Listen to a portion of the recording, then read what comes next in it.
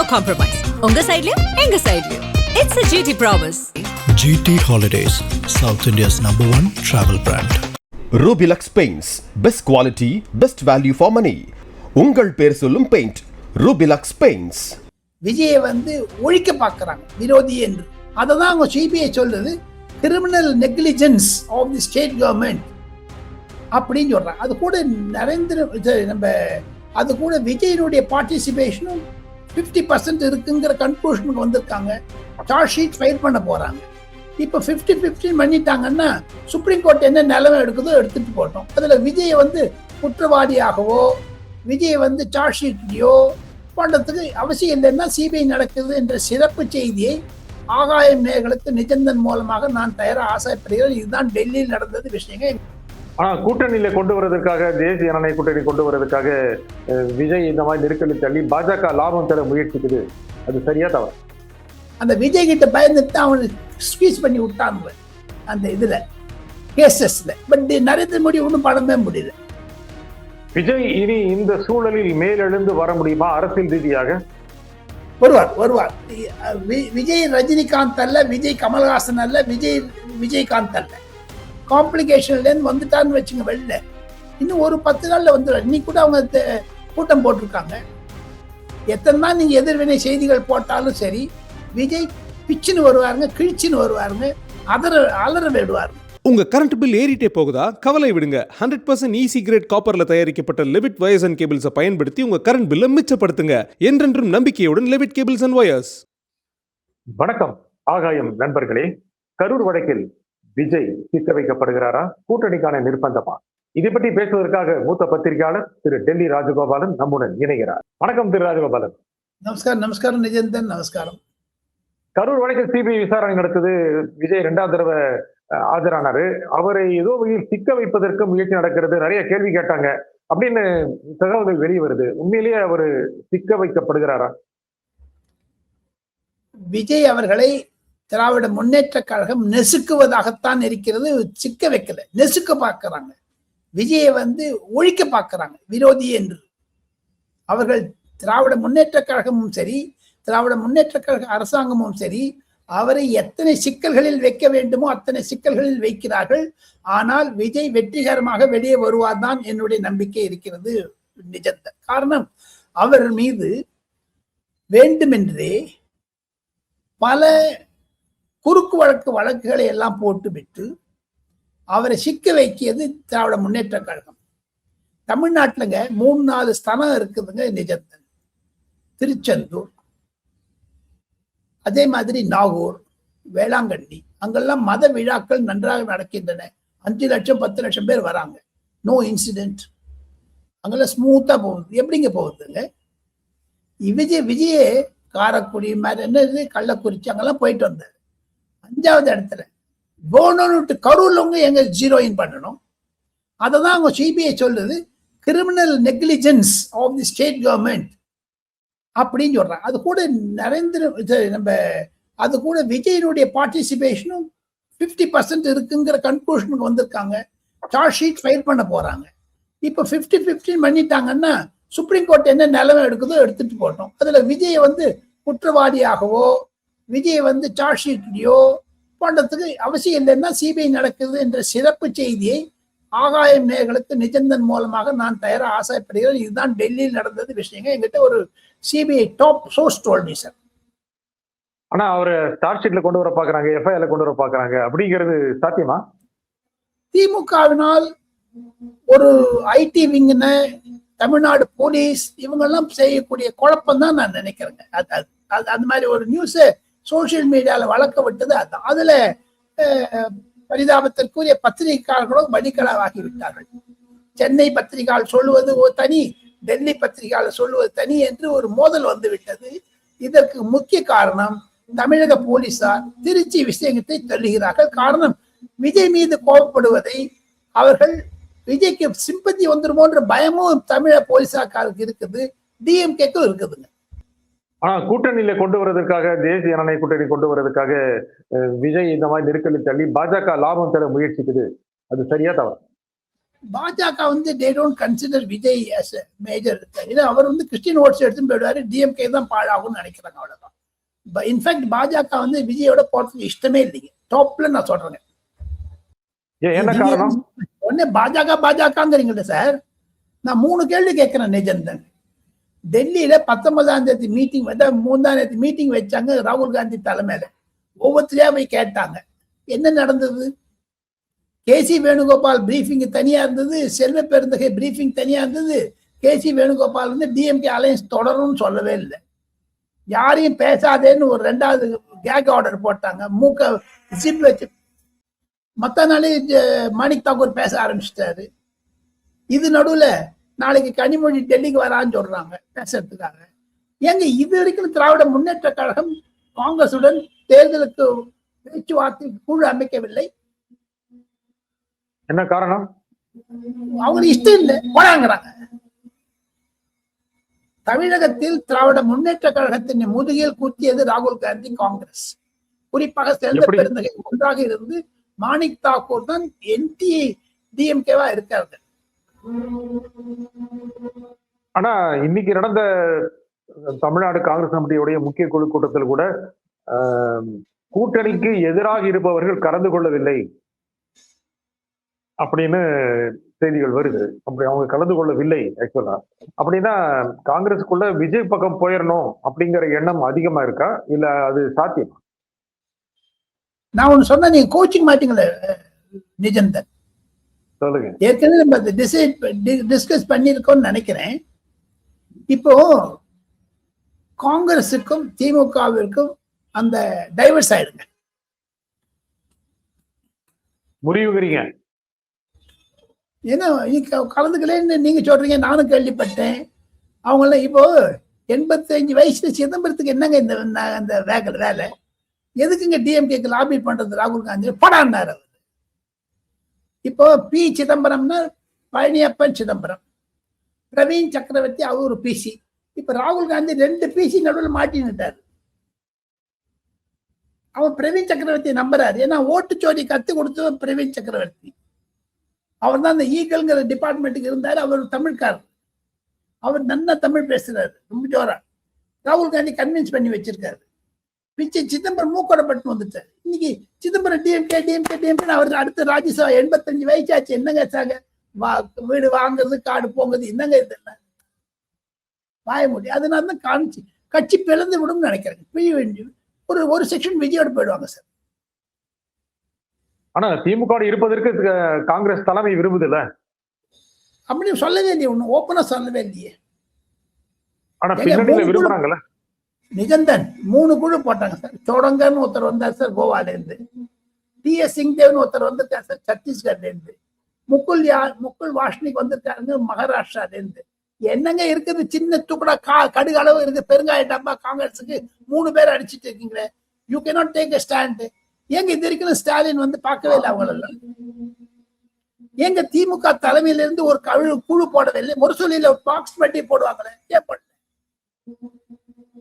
மீதி கட்சி எல்லாம் சரி பண்ணிடுவாங்க. இது காங்கிரஸ் தலைவலி. காங்கிரஸ் டிஎம்கேல தே டிசைடட் லெட் விஜய் பக்கம் போட்ட காங்கிரஸ் விட்டாங்க. சரி, அப்பனா தமிழ்நாட்டை பொறுத்த வரைக்கும் அந்த நிலைமை அப்படின்னா தேசிய லெவல பாஜகவுடைய தலைவர் மாறி இருக்கிறாரு. புதிய தலைவர் நிதின் வந்திருக்கிறாரு. அவரு என்ன வகையில தமிழக பாஜகவை, தமிழக அரசியலை அணுகுவார்? இன்னும் அவர் கடுமையான ஒரு உறுதிப்பாட்டோடு இருப்பாரா, இல்ல ஏற்கனவே இருக்கின்ற நிலை தான் தொடருமா, ஸ்டேட்டஸ் கோ தான் இருக்குமா? அதிமுகவுடன் தொடரும். இன்று காலை நாம் இருவரும் பேசிக்கொண்டது 20ஆம் தேதி டியூஸ்டே மார்னிங் நிதின் நவீன் தன்னுடைய பதவியை ஏற்றுக்கொண்டு அகில இந்திய பாரதிய ஜனதா கட்சியுடைய பதவியை ஏற்றுக்கொண்டு 18 கோடி பேர் உள்ளக்கூடிய அகில உலகத்திலேயே பெரிய கட்சியாக இருக்கக்கூடிய பாரதிய ஜனதா கட்சியின் தலைவர் நரேந்திர மோடி அவர்கள் பேசும்போது கூட சொன்னார், நான் ஒரு சாதாரண ஒர்க்கர், எனக்கு தலைவர் நிதின் நவீன் தான் சொன்னாரு. அப்ப நிதின் நவீன் பேசும்பொழுது நானே சந்தேகப்பட்டேன். பிரைம் மினிஸ்டர் ஸ்பீச் நான் Times Now, CNN, IBN, Republic 3த்தையும் உட்காந்து அனலைஸ் பண்ணுங்க தமிழுக்கு இங்கிலீஷ்ல. ஏன்னா பிஜேபியினுடைய 1980 நான் பிஜேபி க்ளோஸா மானிட்டர் பண்ணி வரேன் நிஜந்தன். அவங்க 18 செஷன் போட்டாங்க. 24 நேஷனல் எக்ஸிக்யூட்டிவ் போட்டாங்க, 3 கவர்மெண்ட். அந்த அந்த ஸ்பீச்செல்லாம் ஃபாலோ பண்றாரு. எனக்கு ஒரே ஒரு சந்தேகங்க, பிரைம் மினிஸ்டர் பேசும்போது தமிழ்நாடு தொடவே இல்லை, வெஸ்ட் பெங்கால 2 தடவை சொன்னார். என்ன காரணம்? அது நான் மனசுல வச்சிருந்தேன். டைம்ஸ் நவுல அதை நான் சொல்லவே சொன்னேன். Why Prime Minister is silent on Tamil Nadu? Is there anything changing? As alleged by Mr. TVK that DMK and BJP are one. பராசக்தியில ஒன்னா ஆயிட்டாங்களா அப்படின்னு அதுல டிஸ்கஸ் பண்ணிட்டே இருக்கும்போது நவீன் பேச ஆரம்பிச்சாரு, நிதின் நவீன். அதுல ஆரம்பிக்கச்சலே இந்த தீபம் கான்ட்ரவர்சி, திருப்பரங்குன்ற கான்ட்ரவர்சி பேசிட்டார். சனாதன தர்மத்தில் இருக்கக்கூடிய திராவிட முன்னேற்ற கழகம் டிஎம்கே அக்யூஸ் பண்ணாரு ஃபர்ஸ்ட் டைம். அப்பதான் நினைச்சேன், நான் கொஞ்சம் விசாரிச்சேன். அந்த ஒரு 5 நிமிஷத்துக்குள்ள எனக்கு ஒரு சோர்ஸ் இருக்கு, ஒரு எஸ்எம்எஸ் பண்ணாங்க இந்த இதுல. அந்த எஸ்எம்எஸ் கூட நான் காமிக்கிறேன் என்னங்கிறத. அந்த எஸ்எம்எஸ்க்கு பேசும்போது அவங்க சொன்னாங்க, prime minister consciously decided to give Tamil Nadu to Nitin Naveen. எனக்கு பதில் வந்தது, இனி தமிழக அரசியல் நிலவரங்களை நிதின் நவீன் தான் கையாளுவார் நேரடியாக. ஆமா, கையாளுவார் கண்டிப்பாக. திருப்பரங்குன்றம் மெயின் இஷ்யூ ஆயிட போகுது. ஹிந்துத்வா வர்சஸ் திராவிடன் மேல கொண்டு போவாங்க. என்னை பொறுத்த மட்டில் திராவிட முன்னேற்ற கழகத்திற்கு இருக்கடி நெருக்கடி தர வேண்டும் என்றால் நரேந்திர மோடியை விட அதிகமாக நெருக்கடி தரக்கூடியவர் இந்தியாவில் ஒருவரும் இல்லை. அமித்ஷா கூட தரமாட்டார், அப்படி விஜய் கூட தரமாட்டாங்க, நரேந்திர மோடி தருவார். இப்ப நீங்க சைலண்ட் ஆக்டர்னு சொல்றீங்களா? யாரு இப்போ சைலண்ட் ஆகுது பயமா இருக்குங்கிற நான் உங்களுக்கு. என்ன பயம் சொல்லுங்க உங்களுக்கு. இது என் பயம் என்னன்னா, politically he will handle it. ஒன்னும் இல்லாத ராகுல் காந்தியை புஷ்னு பண்ணிட்டாங்க சார். அந்த ஓட்டுச்சோரினா எஸ்ஆர்னு கொண்டு வந்துட்டு வாயை அடிச்சுட்டாங்க பாருங்க. இதே தமிழ்நாடு கவர்மெண்ட் மழை பெய்யும் இன்னைக்கு மழை இல்லை என்று வந்து விட்டது தமிழகத்தில். மழைனால எஸ்ஆர் பண்ண முடியாதுன்னு சொன்னாங்க திமுக. மழை இல்லை, எஸ்ஆர் பண்ணி முடிச்சாச்சு. பிப்ரவரி 17 ஃபைனல் லிஸ்ட் வரப்போகுதுங்க உங்களுக்கு. ஸோ இதை பார்த்தீங்கன்னா கண்டிப்பாக திமுகவிற்கு நேர் எதிரியாக இருக்கக்கூடியவர் நரேந்திர மோடியாகத்தான் நான் பார்க்கிறேன். சரி, இப்போ இன்றும் சட்டப்பேரவை, இந்த ஆண்டுக்கான சட்டப்பேரவை கூட்டத்தொடர் தொடங்கும் போது ஆளுநர் உரை வாசிக்காமல் வெளிநடப்பு செய்து விட்டார், வெளியேறிவிட்டார். பல குற்றச்சாட்டு சொல்லியிருக்கிறாரு. மைக் ஆஃப் பண்ணாங்க, தேசிய கீதம் தொடக்கத்திலே பாடப்படல, தவறான தகவல்களை வாசிக்க சொன்னாங்க. இந்த மாதிரி லோக் பவன்ல இருந்து அறிக்கைகள் வெளியே வந்தது. இது என்ன பெரிய அரசியல் தாக்கத்தை கொடுக்குமா? ஆளுநர் தானே, ஆளுநர் ஒரு வாசித்தால் என்ன, வாசிக்காவிட்டால் என்ன அரசியல் தாக்கம் தந்துட போகுது? ஒண்ணு கிடையாது. அவர் ஒரு நியூஸ் மேக்கரா இருப்பாரு, அதோட சரி, அவ்வளவுதான். ஏன்னா தென் மாநிலங்களில் மத மாற்றம் வருகிறது என்பதையும் ஆளுநர் சொல்லிட்டு வர்றாரு. தர்மபுர ஆதீனம் போன்ற ஆதீனங்கள் அவருக்கு கொடுக்கக்கூடிய தகவல்களை வைத்து அவர் சொல்லுகிறார். ஸோ அதெல்லாம் வச்சு பார்த்தீங்கன்னா கவர்னர் மீது திமுக கோபப்பட வேண்டியது அவசியம் இல்லை. காரணம், திமுகவிற்கு எதிராக இருக்கக்கூடிய கல நிலவரத்தை தான் ஆளுநர் பிரதிபலிக்கிறார் சட்டமன்றத்தில். நீங்க ஸ்டாலின் எதிர்த்து ஜெயிச்சுட்டு வந்திருக்கலாம். ஆனா தற்போதைய நிலைமையை போதைப் பொருள், சாராயம், கற்பழிப்பு, பாலியல் இதெல்லாம் வச்சுதான் சொல்றாருங்க. ஒண்ணு இல்லை, ஒரு ஆம்னி பஸ்ஸுக்காக 6000 ரூபாங்கிறாங்களா ஒரு டிக்கெட்டுக்கு சென்னையில இருந்து மதுரைக்கு. என்னங்க இது? பாதி பேர் டிஎம்கே காரன் ஓட்டுறாங்க, கல்லூரிகள் டிஎம்கே காரன், நவோதய வித்யாலய சிபிஎஸ்இ திமுக காரங்க. திமுக என்பது ஒரு மாபெரும் ஒரு எதிர் சக்தியாக வந்து விட்டது. அதைத்தான் விஜய் அடிக்கிறார் போட்டு போட்டு போட்டு. அந்த விஜய் கிட்ட பயந்துட்டு அவனை ஸ்குவீஸ் பண்ணி விட்டாங்க அந்த இதுல கேசஸ்ல. பட் நரேந்திர மோடி ஒன்றும் பண்ணவே முடியல. விஜய் இனி இந்த சூழலில் மேலெழுந்து வர முடியுமா அரசியல் ரீதியாக? வருவார். விஜய் ரஜினிகாந்த் அல்ல, விஜய் கமல்ஹாசன் அல்ல, விஜயகாந்த் அல்ல. இந்த தேர்தலில் என்ன தாக்கம் கொடுப்பார்? நீங்க ஏற்கனவே என்னுடைய இன்னொரு பேட்டியில 30-35 இடங்கள் சொன்னீங்க. இன்னும் பெரிய டேக் ஆஃப் ஆகல. பொங்கல் முடிந்து விட்டது, கட்சிகள் எல்லாம் கூட்டணி அமைக்கக்கூடிய நிலைக்கு வந்து விட்டன. விஜய்க்கு இன்னும் கூட்டணி அமையவில்லை. இந்த 2 மாசம் ஸ்பீட் பிரேக்கர் போட்டது ஸ்டாலின் தானுங்க. தன் பையனை முன்னாடி வைக்கணும், தன்னுடைய மகனை முன்னாடி வைக்கணும், அவ்வளவுதான். தன் மகன் சீஃப் மினிஸ்டர் ஆகணும், மீதி எல்லாம் என்ன ஒண்ணு ஆயிட்டு போகுது. சரி, விஜய் இப்ப என்ன பண்ணுவாரு சொல்லுங்க? இந்த 2 மாசத்துல அவருடைய பிரச்சாரம், அவருடைய வேகம் எல்லாம் கூடினால் அவருக்கு உரிய வாக்குகள் வந்து சேருமா? கண்டிப்பாக வந்து சேரும். ஒரு புரட்சி ஏற்படுத்துவார். அவருக்கு இந்த லீகல் காம்ப்ளிகேஷன்ல இருந்து வந்துட்டான்னு வச்சுங்க வெளில. இன்னும் ஒரு 10 நாள்ல வந்துடுவார். இன்னைக்கு கூட அவங்க கூட்டம் போட்டிருக்காங்க. எத்தனை தான் நீங்க எதிர்வினை செய்திகள் போட்டாலும் சரி, விஜய் பிச்சுன்னு வருவாருங்க, கிழிச்சுன்னு வருவாருங்க, அலற விடுவாருங்க. யாரு? திமுகவே அண்ணா திமுகவையா? திமுகவை. அண்ணா திமுக அவர் அலற விட மாட்டாரா?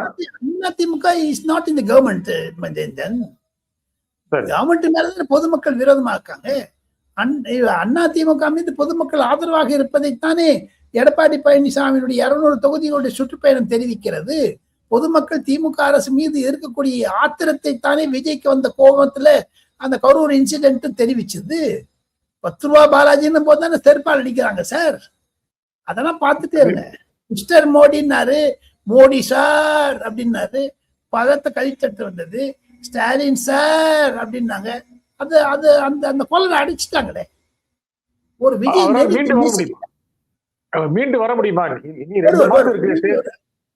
அந்த சாகசத்தை நான் 2 days கன்சிக்யூட்டிவா சிபிஐல வந்தது. அவர் நிதானமா இருக்கிறதை பார்த்தால், நிதானமா இருக்கிறது நரசிம்மராவ் மாதிரி டேஞ்சரஸ்ங்க. நிதானமா இருக்கு. நான் நரசிம்மராவ் கிட்ட பார்த்திருக்கேன் சார். அவரோட நான் நிறைய டிராவல் பண்ணிருக்கேன் சார். எங்கிட்ட தமிழே பேசுவாருங்க சார். அவர் எங்கிட்ட சொல்லியிருக்காரு, no news is a news அப்படின்னு. நோ நியூஸ் இஸ் அ நியூஸ்னு. அதே மாதிரி Vijay, silence is itself is news. It is rattling DMK government. இது அரசியல் ரீதியாக அவருக்கு கூட்டணி அமையுமா? அரசியல் ரீதியாக ஓட்டுகளை பிரிப்பார் சார். எல்லா கட்சியும் ஓட்டை பிரிச்சுவார் சார். அவருக்கு அவர் முதல்ல சீஃப் மினிஸ்டர் சொன்னதுனால ஒரு வம்பு வந்ததை தவிர, இல்லை அப்படின்னா என்ன ஒருத்த மட்டும் நான் தமிழ்நாடு அரசியலை நன்றாக கவனித்தவன். தமிழகத்தில் இளைஞர்களிடையே ஒரு புது மாற்றத்தை நான் பார்க்கிறேன் விஜய் மூலமாக. ஜென்சி தமிழகத்தில் விஜய் தான். அந்த விஜயை ஒடுக்குவதன் மூலமாக எனக்கு விஜய் மீது சிம்பத்தி வந்துடுச்சுங்க. நிஜம்தான். உங்களுக்கு விஜய் மீது சிம்பத்தி வந்துருச்சு. காரணம் என்ன என்று கேட்டால், அவர் ஒழுக்கிறது தப்புங்க. You must give freedom. நிஜம்தான். தமிழ்நாட்டில் என்ன மினி எமர்ஜென்சியா சார் நடக்குது? தீவிர கவர்மெண்ட்ல என்ன நினைச்சிட்டு இருக்காங்க சார் தமிழ்நாடு அரசாங்கம்? ரொம்ப கோபம் வருதுங்க. நிஜம்தான். போதைப் பொருள்களை மறைக்குவதற்காக போதைப் பொருளை அள்ளி வாரி விட்டார் பாருங்க மு.க. ஸ்டாலின். அது துரோகம் பண்ணு தமிழ்நாடு வாக்காளர்கள், 8 கோடி தமிழர்களுக்கு. அவங்க எல்லாம் சாப்பம் கொடுப்பாங்க சார். காங்கிரஸ் இன்னைக்கு ஏன் தெரியுமா ஒழிஞ்சு போயிடுச்சு தெரியுமா? சொல்லட்டுமா உங்களுக்கு? அதே மாதிரி திமுக ஏன் ஒழியணும்னு சொல்லட்டுமா? தமிழகத்தில் 2009 இலங்கையில் 3 லட்சம் தமிழர்களை கொன்ற பாவம் தான் காங்கிரஸ் ஒழிந்தது. அகில இந்திய அளவில் தெலுங்கு பேசக்கூடியவர்களை தெலுங்கானா ஆந்திரா என்று பிரித்தது தெலுங்கு ஸ்டாருடைய சாபம் தான் காங்கிரஸ் ஒழிந்தது. 1989 சீக்கியர்கள் பஞ்சாபில் சாபம் கொடுத்ததான் தான் பஞ்சாபில் காங்கிரஸ் ஒழிந்தது. சரி, இப்போ என்னன்னா முக்கியமாக கூட்டணி அமைவதற்கான வாய்ப்புகள், அண்ணா திமுக கூட்டணி அமையும், இல்ல டிடிவி நிச்சயமா விஜய் பக்கம் வந்துடுவாரு, இல்ல அண்ணா திமுக கூட்டணி போயிடுவாரு. டிடிவி தினகரன் விஜய் பக்கம் வந்தால் அவருடைய கட்சியினரே ஒத்துழைக்க மாட்டார்கள் அப்படின்னு பல செய்திகள் வருது. அவங்க கட்சிக்காரர் வந்து அன்அபிஷியல் செய்திகள், ஆஃப் த ரெக்கார்ட் எல்லாம் கிடைக்குது. அவர் மறுபடியும் எடப்பாடி அணிக்கு வருவாரா? எடப்பாடி ஏத்துக்க முடியுமா? அதுக்கு பிஜேபி துணை புரியுமா? நிர்பந்தம் கொடுக்குமா? அது உள்கட்சி சண்டை. அவங்களுக்கு இருக்கக்கூடிய பர்சனாலிட்டி எனிமிட்டி தாங்க. எப்படி விஜய்க்கும் உதயநிதிக்கு இருக்குதோ அதே மாதிரி டிடிவி தினகரனுக்கும் எடப்பாடி பழனிசாமிக்கு இருக்குதுங்க. என்னை பொறுத்த மட்டும் டிடிவி தினகரன் அக்செப்ட் பண்ணிட்டாரு மோடியினுடைய தலைமையை. இன்று அவர் ட்வீட் போட்டிருக்காரு, நிதின் நபீனுக்கு ஆதரவு தெரிவித்து வரவேற்று. என்னத்தை காமிக்குது? அப்புறம் விஜய்க்கு கூட்டணி இல்லாத நிலை போயிட்டு இருக்கு. தனியா இருப்ப காங்கிரஸ் வந்துச்சுன்னா சரியா போயிடும். இல்லை உங்களுக்கு காங்கிரஸ்ல ஒரு செக்ஷன் வந்ததுன்னா என்ன பண்ணும்? அதான் வெயிட் பண்ணிட்டு இருக்காரு. எனக்கு திருப்பி ஒரே ஒரு கேள்வி கேட்கிறேன். நிஜம்தான். திமுக கடந்த 3 நாட்களாக ஏன் மௌனம் சாதிக்கிறது? திமுக ஏன் இதுவரைக்கும் நெகோசியேஷன் கமிட்டி காங்கிரஸோட தேர்தல் ஒப்பந்த குழு ஏன் போடவில்லை? எப்போ துரைமுருகன் தலைமையில போட்டுருவார உடனே எல்லா குழுவும் அமைச்சாச்சு. இந்த குழு ஏங்க தோழமை கட்சிகளுடன் கூட்டுக்குழு அனுமதிக்கவில்லை? அவங்களுக்கு சந்தேகம் இருக்கு. திமுக கொடுக்கிற இடங்களை காங்கிரஸ் வாங்கிக் கொள்ளும் அப்படின்னு திமுக நினைக்குது. அப்போ இன்னும் நிறைய பேருக்கும் ஆட்சியில பங்குன்னு கேட்கறாங்க, மாட்டேங்கிறாரு ஸ்டாலின். அது மாட்டே தானே சொல்லுவாங்க. எந்த திராவிட கட்சி தயாராக இருந்திருக்கு? எடப்பாடி மாட்டே தான் சொல்றாரு. ஏங்க நீங்க தமிழ்நாட்டுல உட்கார்ந்துட்டு ஸ்டாலினுக்கு அப்பா மு கருணாநிதி அவர்கள் சென்னையிலிருந்து மத்திய அமைச்சரவையில் யார் பங்கு வருவார், ராஜாக்கு இதை கொடு, பழனி மாணிக்கத்துக்கு அதை கொடு, எங்களுக்கு தயாநிதி மாறனை கொடுன்னு டிக்டேட் பண்ணாரு அப்போ காங்கிரஸ். இப்போ காங்கிரஸ் டிக்டேட் பண்ணது ஸ்டாலினுக்கு. சிம்பிள். இல்ல காங்கிரஸ் நீங்க தான் சொன்னீங்க காங்கிரஸ் போனா பரவாயில்லன்னு திமுக நினைக்குது. டிக்டேட் பண்ணி என்ன பயன் இருக்க போகுது? இது வரைக்கும் பண்ணியிருக்காங்களே பிரேக் பாயிண்ட், அதுல தானே வந்தது. அந்த டிக்டேஷன்ல தான் பிரேக் பாயிண்ட் வருது. ஏன்னா ஒவ்வொரு மாவட்ட செயலாளர்களும் 50,000 கோடி 60,000 கோடி வாங்கியிருக்கிறது திமுக எம்பிக்கள் பார்க்கிறார்கள், காங்கிரஸ் எம்பிக்கள் காங்கிரஸ் தலைவர்கள் மாற்றுறாங்க. அதனால தான் இப்ப பாருங்க தமிழ்நாட்டில் டிஸ்ட்ரிக்ட் செக்ரட்டரிஸ் மாத்திட்டாங்க. இப்போ டிஸ்ட்ரிக்ட் பிரசிடென்ட்ஸ் எல்லாம் புது டிஸ்ட்ரிக்ட் பிரசிடென்ட் போட்டாங்க. அது எதை குறிக்கிறது? ஒரு ஃப்ரெஷ் பிளட் வரும்னு நினைக்கிறாங்க. அது 55 வயசுக்கு இழந்துட்டு மாணிக் தாக்கூர் ட்வீட் போட்டிருக்காரு, நிதின் நவீன் மாதிரி எங்களிடம் வந்து விட்டார்கள் அப்படின்னுட்டு. அப்ப என்ன அர்த்தம்? அது டிஎம்கே வெளில போறான்னு அர்த்தம்.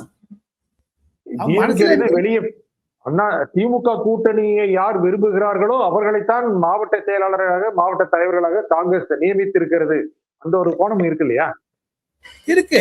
பட் அதே மாதிரி யார் விரும்பப்பட்டு அவர் தாவேக்காவில் போவார்கள் என்று கூட கதவு திறந்து வச்சுக்கின்னு சொல்லாம இல்லையோ. ஆனா இருந்தாலும் அபிஷியல் காங்கிரஸ் திமுக தானே இருக்கும். பார்க்கலாம், பார்க்கலாம் இருக்கும். எதுவா இருந்தாலும் ஒரு விஜய் ஒரு கருத்து பொருளாகி விட்டார் தமிழக அரசியலில்.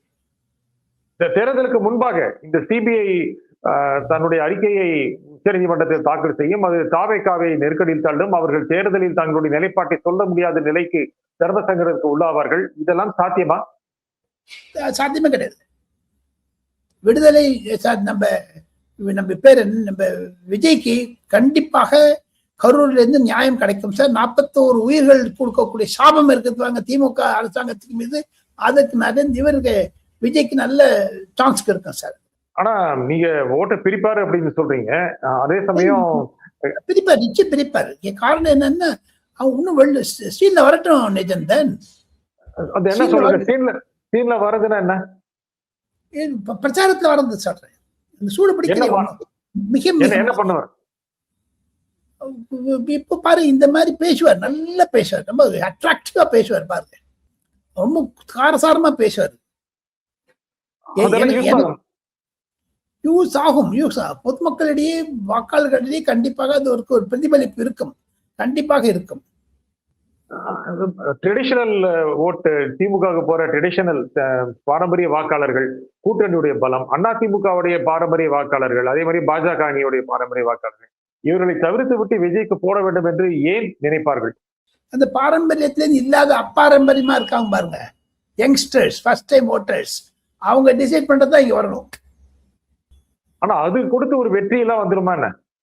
அவருக்கு வெற்றி இலக்கு கண்டிப்பாக இருந்தாலும் இந்த மாதிரி கேஸ் போட்டுட்டு அவரை டீரெயில் பண்ணி அவரை கன்ஃபியூஸ் பண்ணி அவர் திக்குமுக்காடி விட்டதுனால அவர் மீது பொதுமக்கள் கண்டிப்பாக பாரம்பரிய வாக்காளர்கள் கூட பலர் திமுகவிற்கு விரோதமாக இருப்பவர்கள் விஜய் பக்கம் போவார்கள் அல்லது அதிமுக பக்கம் போவார்கள். அப்பதான் ஓட்டு பிரியும் சொல்றாங்க.